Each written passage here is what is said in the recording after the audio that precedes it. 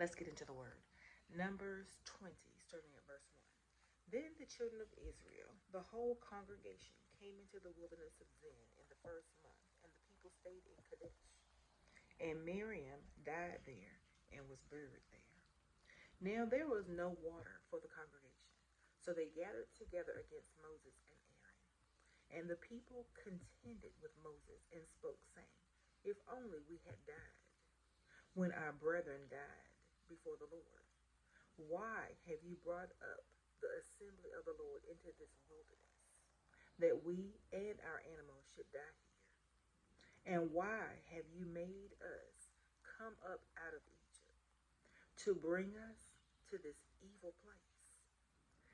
It is not a place of grain, or figs, or vines, or pomegranates, nor is there any water to drink. So Moses and Aaron went from the presence of the assembly to the door of the tabernacle of meeting, and they fell on their faces, and the glory of the Lord appeared to them.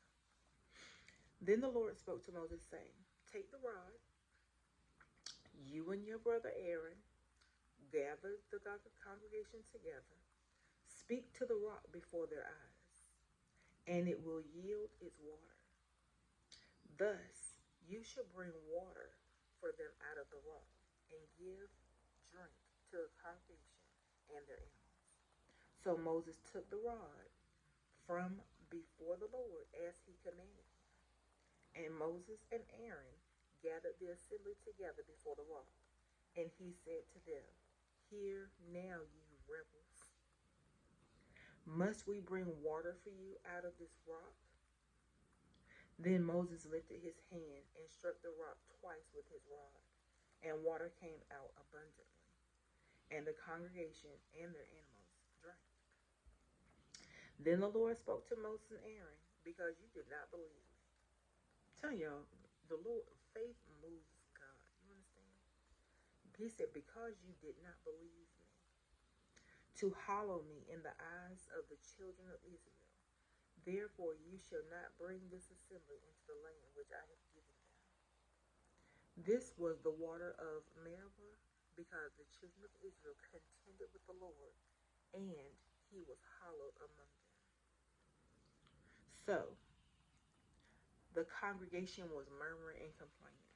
Why have you brought us up out of Egypt, and bring us to this evil place? It is not a place of grain, or figs, or vines, or pomegranates, and there's no water to drink.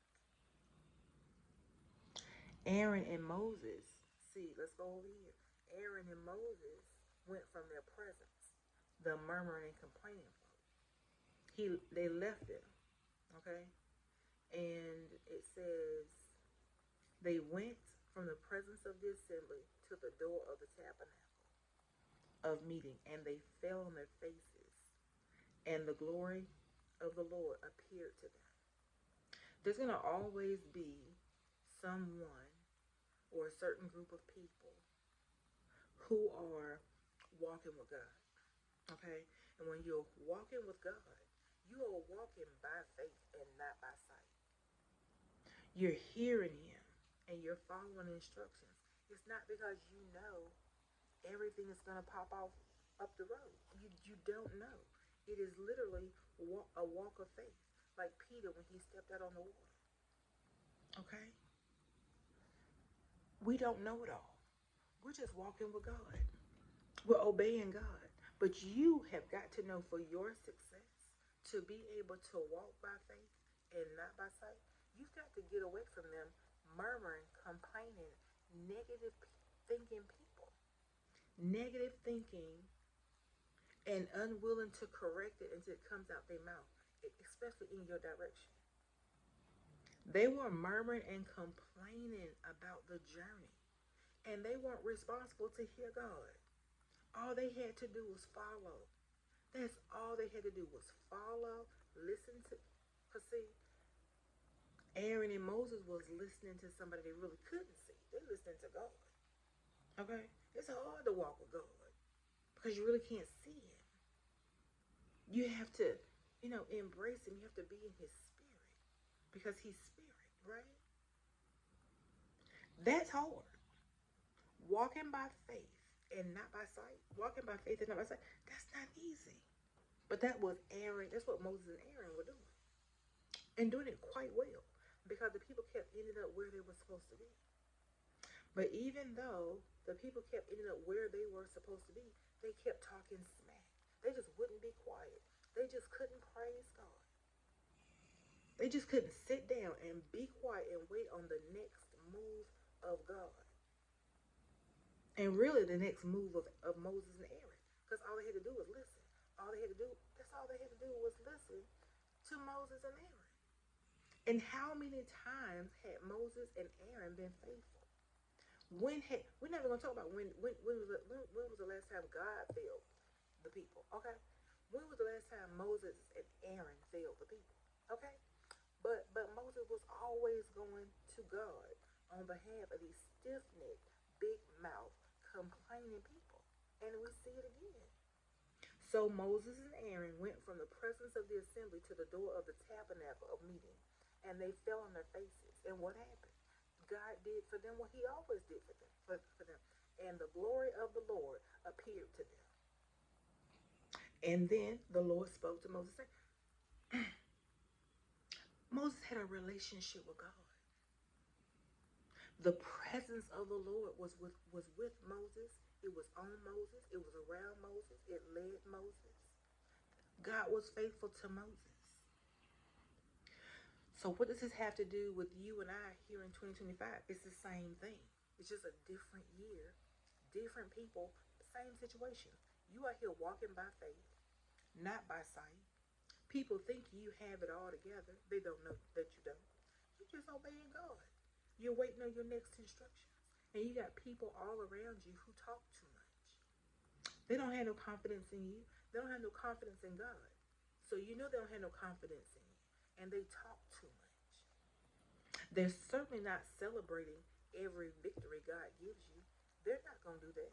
Because low-ball people, low-class people don't never celebrate the things of God. They don't never celebrate you. Never celebrate God's chosen. They're not going to celebrate, but they're watching everything you do. And the longer you stay around them, the longer they're going to benefit from your energy. They're going to be benefiting from your relationship with God. They're going to have the inside scoop. But leave them raggedy people alone, just like Moses and Aaron did.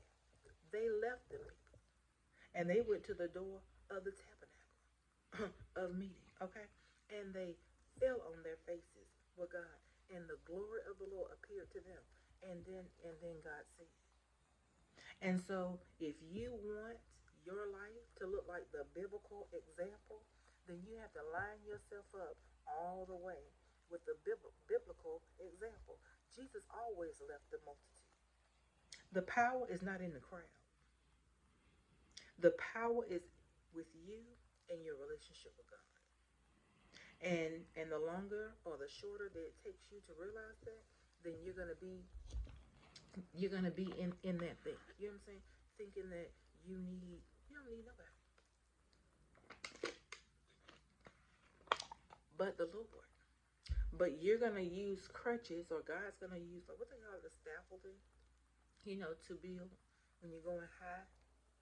But you're gonna get to a certain place, and you're not gonna need anybody but God. Now you can take people if that's what you want to do, but you can take them and you can leave them, especially when you've tolerated foolishness for far too long, and you know it, and you come to that point, the place of decision, right?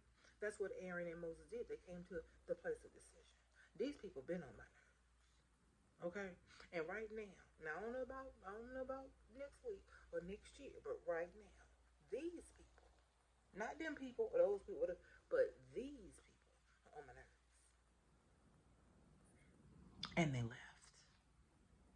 And for you to fully walk in the room and the doors that God has prepared for you, that's what you have to do.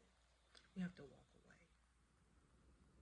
Because what I'm not going to do, and I hope what you're not going to do, is don't miss your opportunities to hear God, to experience God, Jeremiah 29:11. Okay?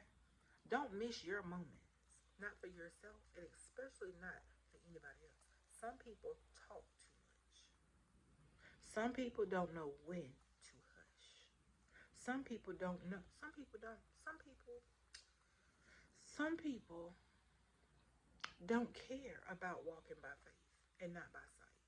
Some people want to see it. Some people don't want to trust God. Some people want to do it for themselves. And some people think you're a clown out here walking on water with Jesus. That's what they're not going to say it, but you better discern it. And you better do like Moses, and you better do like Aaron, and you better leave them people alone. And you better get in the flow, get on the water, get on your face, get by yourself. Be like Jesus, child. Be like Jesus. Somebody told me years ago the same thing to make you laugh or make you cry, honey. And I'm telling you something, to staying in the same circles, staying on the same level, listening to the same unbelief, the same complaints, the same jealousy. Child, is so overrated. Be like Jesus. Be like Moses. Get somewhere by yourself and keep on hearing God. Don't start hearing God. Get by yourself and keep hearing God. And find out what the end is going to be. I love you, and I will see you in another